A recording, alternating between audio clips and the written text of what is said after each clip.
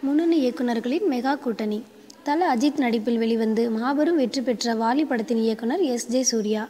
பின்பு இளைய தளபதி விஜய் நடித்து மாபெரும் வெற்றி படமான குஷி படத்தை இயக்கினார்.